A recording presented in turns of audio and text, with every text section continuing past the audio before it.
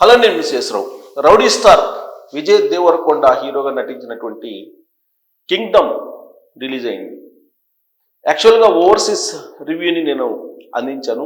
చాలామంది ఆ రివ్యూని నమ్మలేదు, కానీ ఇప్పుడు ఆ రివ్యూని వింటే కనుక ఇప్పుడు నిజము అని చెప్పి అనిపిస్తుంది. యాక్చువల్గా ఓవర్సీస్ రివ్యూ బాగా వచ్చింది, కానీ తెలుగు రాష్ట్రాల్లో ఈ సినిమా రిలీజ్ అయిన తర్వాత ఆ రివ్యూకి భిన్నంగా స్పందన కనిపిస్తుంది. ఇలాంటి పరిస్థితుల్లో అసలు ఈ సినిమా బిజినెస్ ఏంటి అనే దాని మీద పెద్ద చర్చ జరుగుతుంది టాలీవుడ్లో. ఈ సినిమా నిర్మాణం కోసం నిర్మాత చెప్పినటువంటి అంశం ఏంటంటే, సూర్యదేవర నాగవంశీ దాదాపు 130 కోట్ల రూపాయలు నిర్మాణ ఖర్చులు అయ్యాయని చెప్తున్నారు. నిర్మాణ ఖర్చు 130 కోట్లు అయ్యాయని చెప్తున్నారు. అయితే ఇప్పుడు ప్రీ రిలీజ్ థియేట్రికల్ బిజినెస్ ఎంత జరిగే అవకాశం ఉంది అని అంచనాకు వచ్చినప్పుడు యాక్చువల్గా విజయ్ దేవరకొండ బిజినెస్ ఎక్కువగా ఓవర్సీస్ అలాగే నైజాంలో ఎక్కువ ఉంటుంది. సో నైజాము అలాగే ఓవర్సీస్ అలాగే సీడెడ్ ఈ మూడు కలిపితే ఎంత వచ్చింది? నైజాంలో యాక్చువల్గా ఆయనకి సంబంధించినటువంటి బయ్యర్స్ నైజాంలో 15 కోట్లు బిజినెస్ చేస్తుందని చెప్పి ఎక్స్పెక్ట్ చేశారు. 15 కోట్లు. అలాగే ఓవర్సీస్ వచ్చేసి అనేది 6 కోట్ల దాకా రావచ్చు అని ఎక్స్పెక్ట్ చేశారు. అలాగే సీడెడ్ 15 కోట్లు. ఇలా మిగతా తెలుగు రాష్ట్రాలన్నీ కలిపితే ఓపెనింగ్ అంటే మొత్తం డే 1లోనే దాదాపుగా డే 1 కలెక్షన్స్ వచ్చేసి గ్రాస్ వచ్చేసి దాదాపుగా 54 కోట్ల వరకు రావచ్చు అని చెప్పి ఎక్స్పెక్ట్ చేశారు. వాళ్ళ ఎక్స్పెక్టేషన్ అన్ని కలిపి 54 కోట్లు రావచ్చు అని ఎక్స్పెక్ట్ చేశారు. ఈ విషయాన్ని చూసాయిగా టాలీవుడ్లో బహుశా ఆ సినిమా ప్రొడ్యూసరే లీక్ చేశారని చెప్పి తెలుస్తూ ఉంది. ఇక ఓటీటీ రైట్స్ కానీ, తర్వాత శాటిలైట్ రైట్స్ కానీ, హిందీ డబ్బింగ్ కానీ, ఆడియో రైట్స్ కానీ, ఇవన్నీ వెరసి 140 కోట్లు వస్తాయని చెప్పి ఎక్స్పెక్ట్ చేస్తున్నారు. వాళ్ళ అంచనా సినిమా రిలీజ్ కాకముందు వాళ్ళ అంచనా ఇదంతా కూడా. అంటే ఆల్మోస్ట్ ఒక 10 కోట్ల వరకు మిగలొచ్చు అని చెప్పి వాళ్ళు ఎక్స్పెక్ట్ చేసుకున్నారు.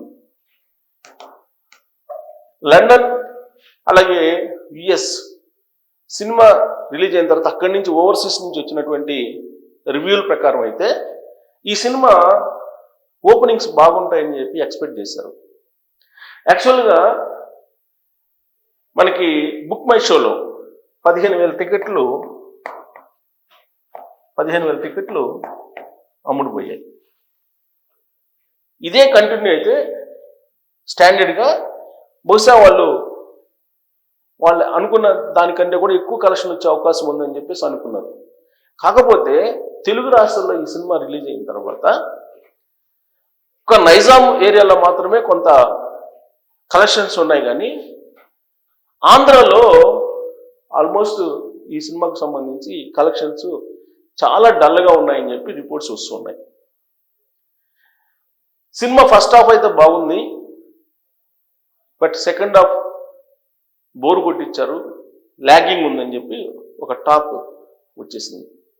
చాలామంది రివ్యూస్ ఇచ్చి ఆల్మోస్ట్ 2.5 దాకా ఇచ్చారు. 2 to 2.5 ఇచ్చారు రేటింగ్.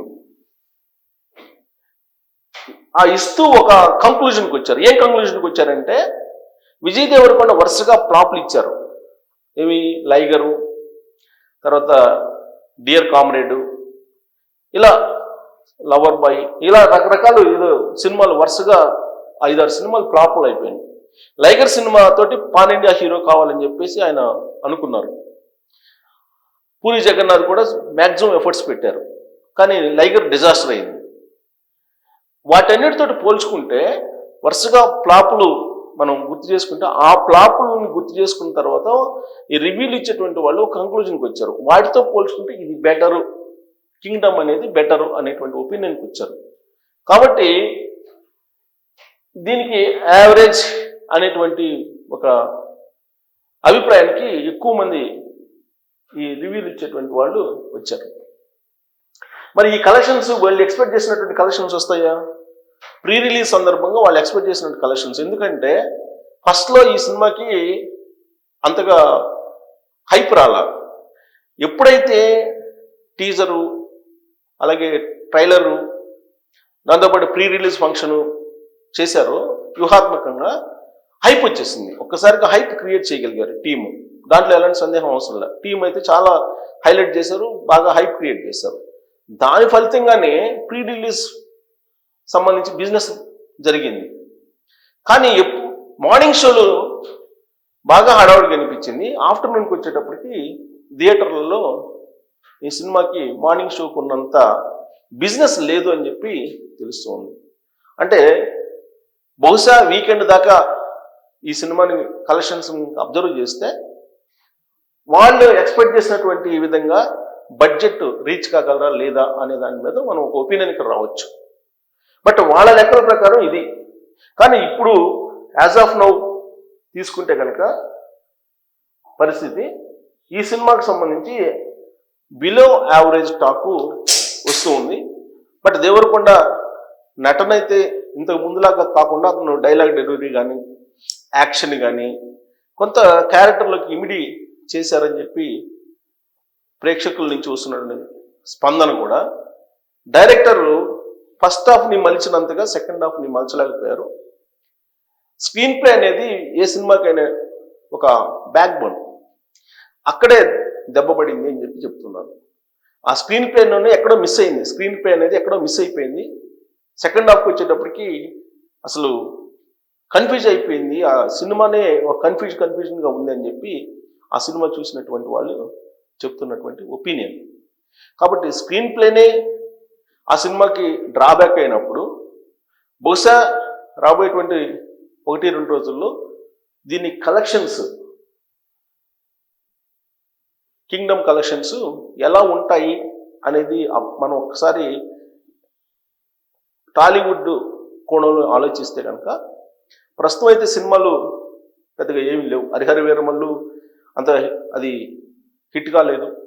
సో ప్రస్తుతం మార్కెట్లో పెద్ద సినిమాలు లేవు. కాబట్టి బహుశా కింగ్డమ్ వాళ్ళు ఎక్స్పెక్ట్ చేసినటువంటి బడ్జెట్కి దగ్గరగా రావచ్చు అని చెప్పి అనుకుంటున్నారు. మొత్తం మీద ఏంటంటే విజయ్ దేవరకొండ డిజాస్టర్లోకి వెళ్లకుండా బయటపడ్డారు అనేటువంటి ఒపీనియన్ అయితే మార్కెట్లో వినిపిస్తుంది. మరి ఈ సినిమా చూసిన తర్వాత మీకు కనిపిస్తున్నటువంటి ల్యాగ్స్ ఏంటి, డ్రాబ్యాక్స్ ఏంటి? ఆయన నటన వరకు అయితే బాగుంది అని అంటున్నారు. ఆయన పర్ఫార్మెన్స్ వరకు అయితే విజయ్ దేవరకొండది. మరి ఈ సినిమా ఫ్లాప్ కావడానికి ప్రధాన కారణాలు ఏంటి అనేది మీరు ట్రోల్ చేయొచ్చు. Thank you.